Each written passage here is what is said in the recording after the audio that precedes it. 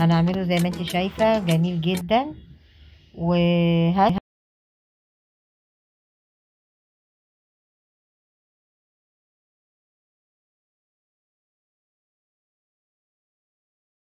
بصي، طلعها لك من تحت. بصي جميلة ازاي، بجد روعة. نقطعها مع بعضينا، نقطعها مع بعضينا، بجد هتعتمديها على طول. طريقة سهلة جدا.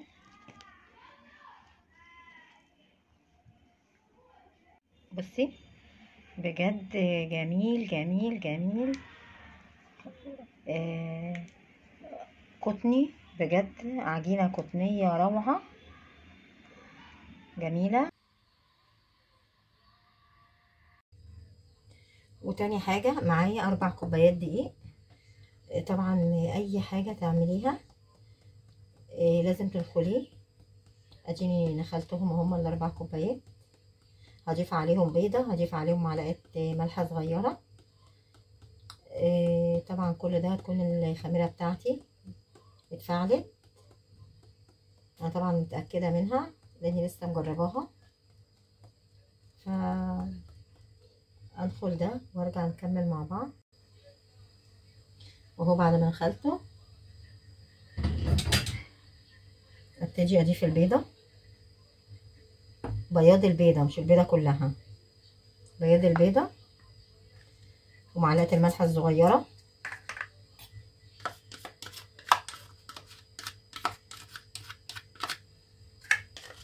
معلقة الملح الصغيرة، واول اقلبهم كويس قوي قوي كده مع بعض.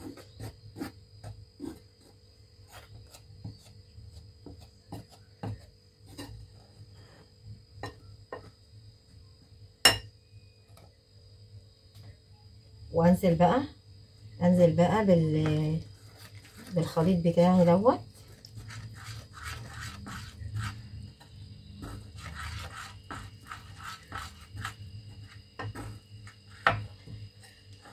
وابتدي اعجن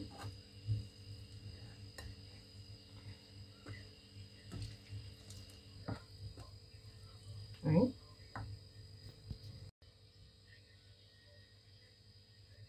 وابتدي بقى الم العجينه كلها واعجن خالص. عجينه سهله وتعتمديها على طول.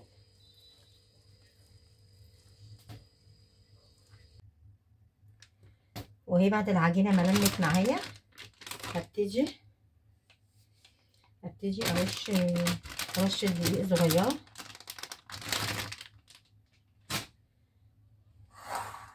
وابتدي اخدها بقى على الرخامه.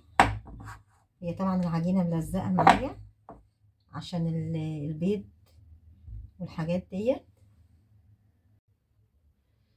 اهي. بمجرد ما انا عملتها اهي بقت جميله معايا خالص. ونشوف بقى العجينه بتاعتنا بعد ما اختمرت. بصي جميله جميله جدا. هبتدي افرغ الهواء اللي فيها. سامعه يعني خمرانه كويس. ابتدي اطلعها من الطبق. انت لو عايزاهم صغيرين ممكن يعملوا لك 4، ممكن يعملوا لك 4. انا عايزاهم حجمهم حلو فهقسمهم على 2. هقسمهم على 2 زي ما انت شايفه.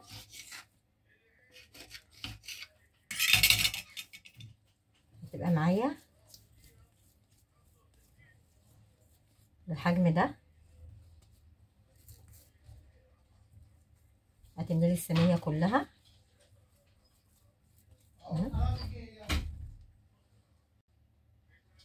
اهو. طلعوا معايا كورتين زي ما انت شايفاهم.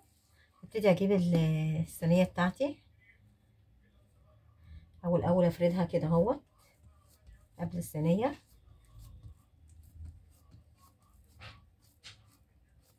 انا عايزاها تكون تخينه ما تكونش خفيفه.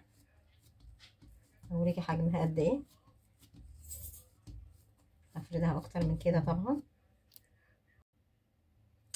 وابتدي افردها كده اهو.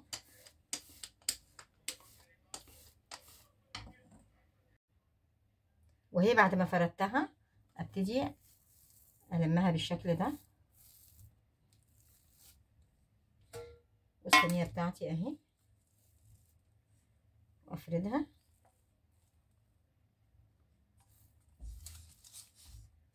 بالطريقه دي.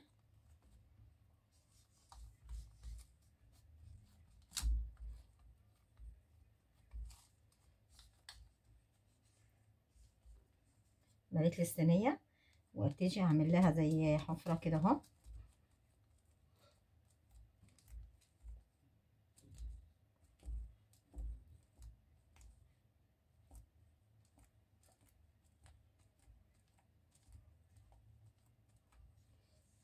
زي ما انت شايفه، نكملها برضو بجد. وهعيد عليها تاني اهي. انا عايزه اتاكد ان ايه يعني وصلت ايدي كده اهوت للقاع بتاع الصينيه. ونفس الحكايه،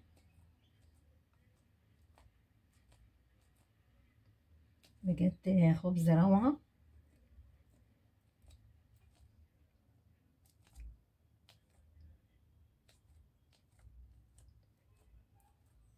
بس كده اهو بالطريقه دي.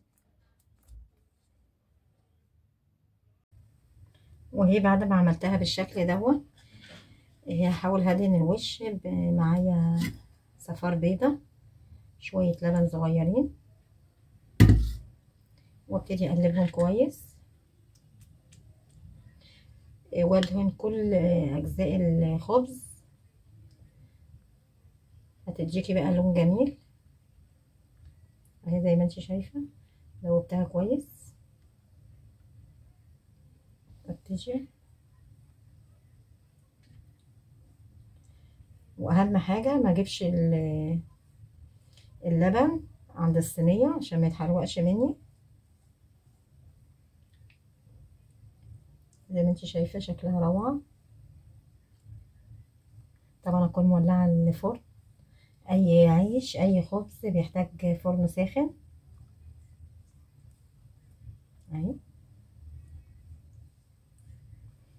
طبعا ده ينفع في رمضان، بيبقى جميل جدا. كده اهو خلصتها.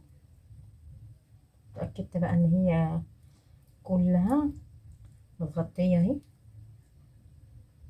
ابتدي عندك سمسم، ممكن تعمليها بالسمسم، ممكن تعمليها بحبة البركة بس، حسب ما انتي تفضليها.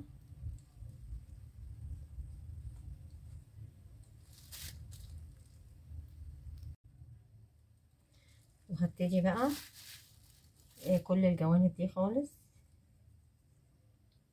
اضيف عليها كده اهو.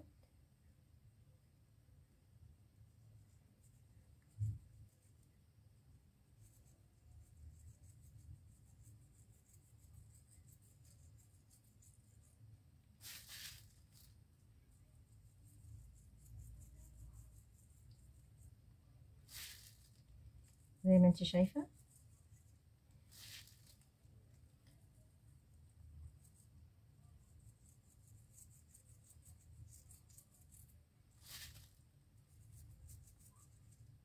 هحطها في الفرن وارجع نشوفوها مع بعض بعد ما تفتح لها كده اهوت 10 دقايق. اسيبها دلوقتي وعقبالك ما اعمل التانية ابتدي احطها في الفرن. وهو بعد ما طلعوا من الفرن، بصي بالجمال ده، ونفس المكونات اللي قلتلك عليها بجد جميلة. هطلعها لك اوريها لك من تحت. بصي بجد جميل جميل جميل. آه قطني بجد، عجينة قطنية روعة جميلة. ولو عجبك الفيديو ما تنسانيش في اللايك والشير والاشتراك في القناة عشان يوصلك كل جديد. باي باي.